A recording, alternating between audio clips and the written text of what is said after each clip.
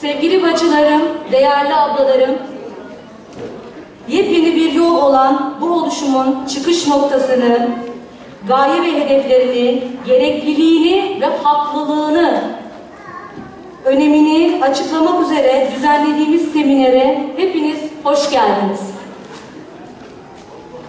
Öncelikle Hüdapar Genel Başkanı Zekeriya Yapıcıoğlu'nun sizlere iletmiş olduğu bir mesajını okuyacağım.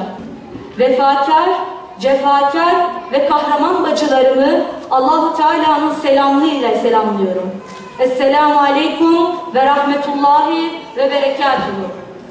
O çocukların emin bir ortamda hür bir şekilde inandığımız gibi yaşamaların temin için cehd ve gayretimizi arttırmamız gerekiyor. Müslüman halkımızın geleceğini şekillendirecek bir seçimdir. Hatta gayretli bir çalışma ile alacağımız iyi bir netice bütün bir İslam coğrafyasında etkilerini gösterecek.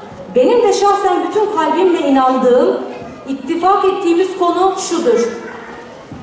Eğer siz kıymetli bacılar ciddi çalışır ve bu işi sahiplenirseniz, Allah'ın izni ve yardımıyla kimsenin tahmin bile edemeyeceği kadar iyi bir sonuç alır ve gelecek nesillerimizi, çocuklarımızı bataklığa saplanmaktan, ateş çukuruna düşmekten kurtarırız.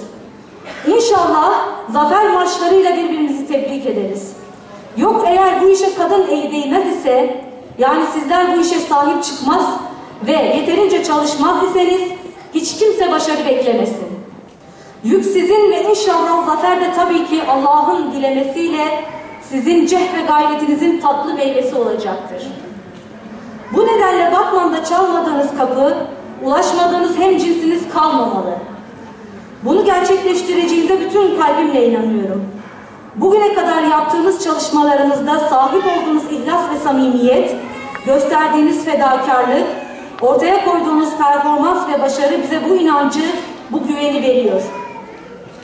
Şimdiden zaferinizi tebrik ediyor, Rabbimizden cehd, gayret ve ihlasınızı arttırmasını, çalışmalarınızı bereketlendirmesini niyaz ediyorum. Cenab-ı Allah tüm kainatı insanoğlu için yaratmış ve onun hizmetine sunmuştur. İnsan fıtratına aykırı yaşam tarzları, idareler, ideolojiler sebebiyle bozuk bir toplum ortaya çıkmıştır.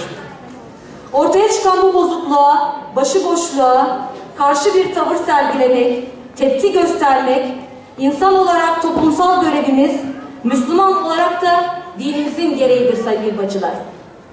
Zira Resulullah sallallahu aleyhi ve sellem şöyle buyurmaktadır. Sizden her kim bir kötülük görürse bunu eliyle düzeltsin. Buna gücü yetmezse diliyle düzeltsin. Buna da gücü yetmezse buğz etsin. Ki bu da diyor imanın en düşük derecesidir.